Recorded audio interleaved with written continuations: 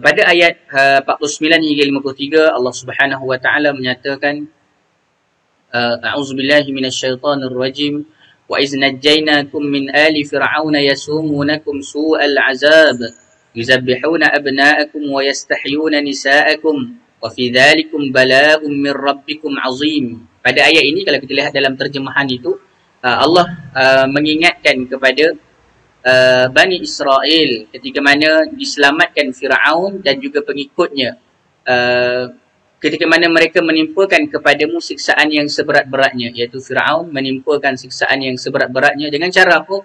Mereka menyembelih anak-anak yang lelaki dan membiarkan hidup anak perempuan. Mereka biarkan anak lelaki, biarkan anak perempuan dan sembelih anak lelaki. Bayangkan sembelih, zabaha, perkataannya yuzabbihu, zabaha sembelih. Kalau zabaha dia bukan kira sembelih, dia sembelih berkali-kali. Itu antara perbincangan lain lah. Kita kalau tengok sembelih macam tu pun dah ngeri. Apatah lagi kalau dia maksudnya memang betul-betul seksa kan. Kalau pisau yang tak tajam tu sembelih binatang kan sakit. Sebab itu kalau kita nak sembelih binatang kena pastikan pisau itu tajam. Itu nak menggambarkan betapa yuzabbihun, betapa penyiksaan itu bukanlah penyiksaan yang ringan tapi memang penyiksaan yang luar biasa. Allahu Rabbi. Dan pada yang demikian itu terdapat cubaan bagi yang besar dari Tuhanmu. Itu cubaan, bala, cubaan yang besar daripada Tuhan. Dan ingatlah ketika kami belah laut untukmu, lalu kami selamatkan kamu dan kami tenggelamkan Firaun dan pengikutnya yang sedang kamu sendiri menyaksikan. Wa iz faraqna bikumul bahra fa anjaynakum wa aghraqna ala Firaun. Ini slide dia. Wa iz faraqna bikumul bahra fa anjaynakum wa aghraqna ala Firaun wa antum tanzurun. Dan ingatlah ketika kami belah laut untukmu.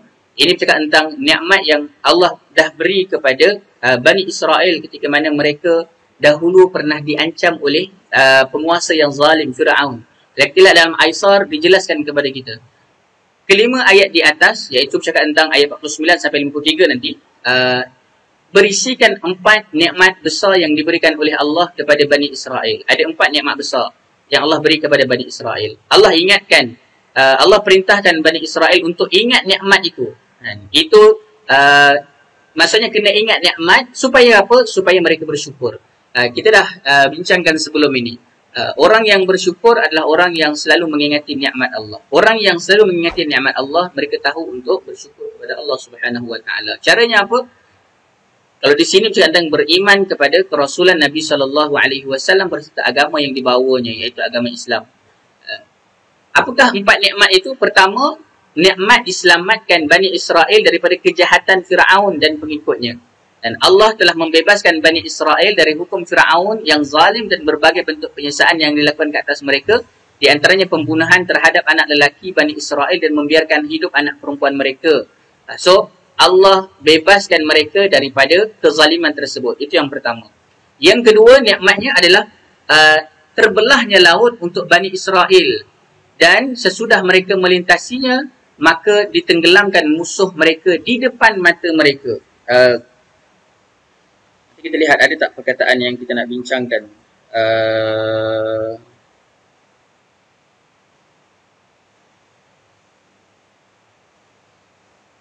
Okey, dalam Aisar dijelaskan lagi cakap tentang mengapa disebutkan di hadapan mata mereka, tanzurun, sedangkan ini bercakap tentang kepada Bani Israel yang hidup pada zaman Nabi SAW, orang Yahudi pada zaman itu.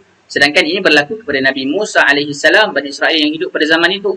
Mengapa disebutkan wa antum tanzurun? Dalam tafsir ini menyebut, dia kata kalimah wa antum tanzurun dalam ayat ini berstatus sebagai hal, iaitu keadaan yang menerangkan.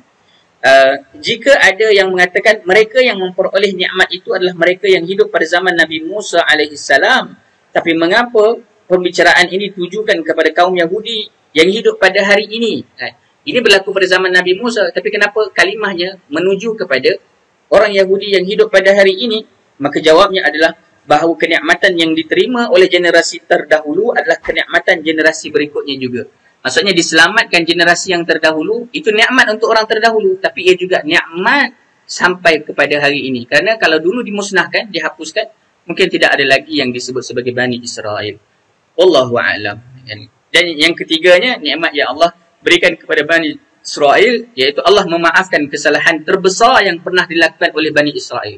Apa kesalahan terbesar mereka? Mereka menjadikan anak sapi buatan sebagai Tuhan dan mereka menyembahnya. Kesalahan mensyirikkan Allah Subhanahu Wa Taala. Sembah anak sapi, patung anak sapi. Ini sejarahnya kan, menyembah patung anak sapi. Dan Allah maafkan perbuatan mereka dan tidak menurunkan siksaan kepada mereka agar mereka mahu mensyukuri Allah dengan beribadah hanya kepada Allah Subhanahu Wa Taala. So itu adalah pada ayat yang ke-50. Dan kita lihat pada ayat yang seterusnya 51, nikmat yang keempat, iaitu Allah berikan kemuliaan besar kepada Nabi mereka, iaitu Nabi Musa alaihissalam. Kita lihat ayatnya dulu. Pada ayat ke-51 Allah Subhanahu Wa Taala berfirman, A'udzubillahi minasyaitonirrajim, wa iz wa'adna Musa 40 lailah, thumma ittakhaztumul ajla min ba'dihi wa antum zalimun, thumma 'afawna 'ankum min ba'di dzalika la'allakum tashkurun. Dan ingat ketika kami berjanji kepada Musa memberikan Taurat sesudah 40 malam, lalu kamu menjadikan anak lembu sembahan sepeninggalannya dan kamu adalah orang-orang yang zalim. Kemudian sesudah itu kami maafkan kesalahanmu agar kamu bersyukur. Kalau kita baca terjemahan itu mungkin kita tak apa nak jelas. Tapi kalau kita lihat dalam Aisar, dijelaskan kepada kita. Macam mana? Nikmat yang keempat ini Allah beri kemuliaan besar kepada Nabi mereka, iaitu Nabi Musa alaihissalam, dengan diberikan Taurat yang di dalamnya terkandung petunjuk, cahaya kebenaran dan banyak kemukjizatan.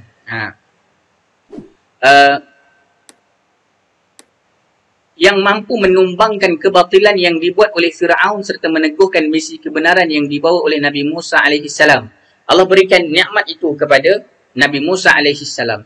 Maka dengan nikmat-nikmat inilah yang diterangkan secara global oleh 5 ayat di atas. Selain itu ada nikmat yang pertama, yang di dalamnya terdapat informasi bahawa sesungguhnya berbagai siksaan yang terjadi atas Bani Israel berasal dari Fir'aun besar-besarnya semata-mata hanyalah sebagai batu ujian yang besar daripada Allah Subhanahu Wa Taala.